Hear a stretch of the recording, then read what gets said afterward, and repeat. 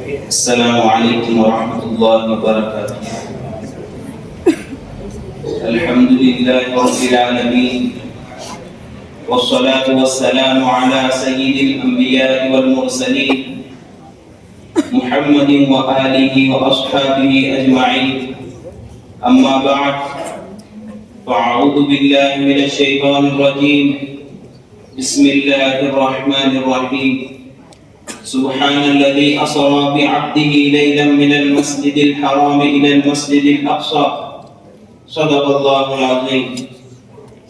جناب صاحب اور اسٹیج پر موجود علماء کرام اور معزز سامعین کرام، آج میں جس موضوع پر آپ سے مخاطب ہوں وہ کوئی عام عنوان نہیں ہے، بلکہ وہ اذان مظلومیت ہے جو آسمانوں کو چیرتی ہوئی ہمارے دلوں تک پہنچتی ہے، مگر افسوس کہ ہم بہرے ہو چکے ہیں۔ وہ سرزمین جہاں انبیاء نے سجدے کیے، جہاں آسمان سے وحی اتری، جہاں ہمارے نبی صلی اللہ علیہ وسلم کے معراج کا پہلا زینہ رکھا گیا، وہ صرف زمین کا ایک ٹکڑا اور ایک حصہ ہی نہیں بلکہ وہ مسلمانوں کا قبلہ اول ہے۔ وہاں کا چپا چپا خدا کی برکتوں، نوازشوں، عنایتوں سے معمور و مزین ہے۔ وہاں کی خاک کا ذرہ ذرہ، درختوں کا پتا پتا انبیاء سابقین، صادقین اور عارفین کی دیدار سے مشرف ہو چکا ہے، مگر آج جب ہم دیکھتے ہیں تو ہماری روح کانپ جاتی ہے، زبانیں منہ کو آنے لگتی ہے۔ وہ مظلوم ایسے کٹھن حالات میں زندگی گزار رہے ہیں کہ جس کو بیان نہیں کیا جا سکتا۔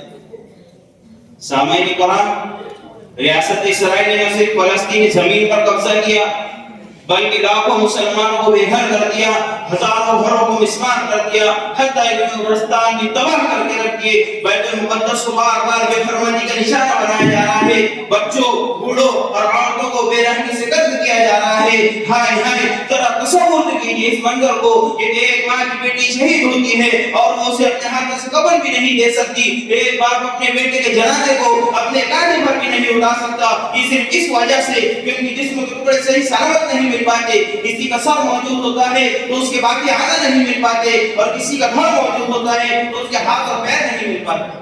اسی کو دیکھ کر شاعر کہتا ہے، بڑی آباد دھرتی پر اجالا ایک بستی کو، بڑی آباد دھرتی پر اجالا ایک بستی کو، فضاؤں میں اڑایا مار کر انسان کی ہستی کو، پتنگوں کی طرح اڑتی رہی لاشیں فضاؤں میں، پتنگوں کی طرح اڑتی رہی لاشیں فضاؤں میں، فلک بھی خشک تھا کب سے کہ وحشت ہواؤں میں، لہو ندیوں میں جاری ہو گیا معصوم بچوں کا، مداوا کون کرنا چاہتے ان محموم بچوں کا۔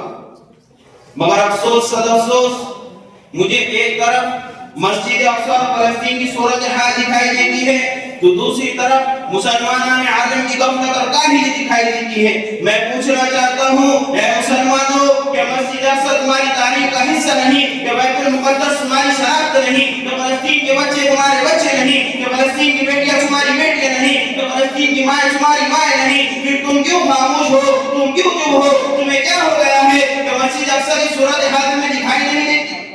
یاد رکھو، آج فلسطین کی گلیوں میں بہتا ہوا لہو تمہاری خاموشی کا ماتم کر رہا ہے۔ اخبارات کا کوئی دن ایسا نہیں گزرتا جس میں کفن میں ملبوس فلسطینی شوکا، ظالموں کی بربریت اور مسلمانان عالم کی غفلت کا شکوہ نہ کر رہے ہو۔ کوئی دن ایسا نہیں گزرتا جس میں خون میں ڈوبے وہ معصوم بچوں کی آہیں مسلم قوم کو نہ جگا رہی ہو۔ کوئی دن ایسا نہیں گزرتا جس میں خون میں ڈوبے معصوم بچوں کی آہیں مسلم قوم کو نہ جگا رہی ہو۔ کوئی دن ایسا نہیں گزرتا جس میں ماں بہنوں کے بچاؤ کی جن کے کانوں سے نہ ٹکراتی۔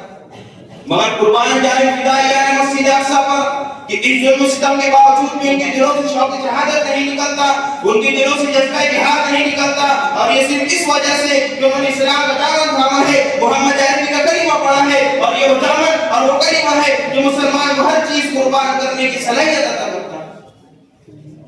اے نوجوانان ملت، جاگ جاؤ، بیدار ہو جاؤ، اٹھ کھڑے ہو، تم وہ چراغ بن جاؤ جس سے صبح روشن ہو جائے، تم وہ قلم بن جاؤ جس ظالم کے تاج کو گرا کر رکھ دے، تم وقت سلطان صلاح الدین ایوبی بن جاؤ، تم وقت محمد بن قاسم بن جاؤ، تم وقت محمد بن طارق بن جاؤ، تم وقت محمود غزنوی بن جاؤ اور ظالم کے پنجوں کو مروڑ کر رکھ دو۔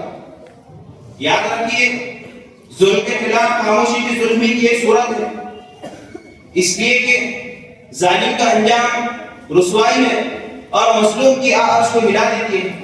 اس لیے آئے ہم سب عہد کریں کہ نہ خود ظلم کریں گے اور میں ظلم سہنے پر راضی ہوں. میں شعر پر اپنی تقریر کو اپنی جگہ لینا چاہتا ہوں. کتاب سادہ رہے گی کب تک، کبھی تو آقا سے باب ہوگا. کتاب سادہ رہے گی کب تک، کبھی تو آقا سے باب ہوگا. جنہوں نے بستی اجاڑ ڈالی، کبھی تو ان کا حصہ ہوگا. سحر کی خوشیاں منانے والوں، سحر کے تیور بتا رہے ہیں، ابھی تو اتنی گھٹن پڑے گی کہ سانس لینا عذاب ہوگا. آخر دعوانا الحمدللہ.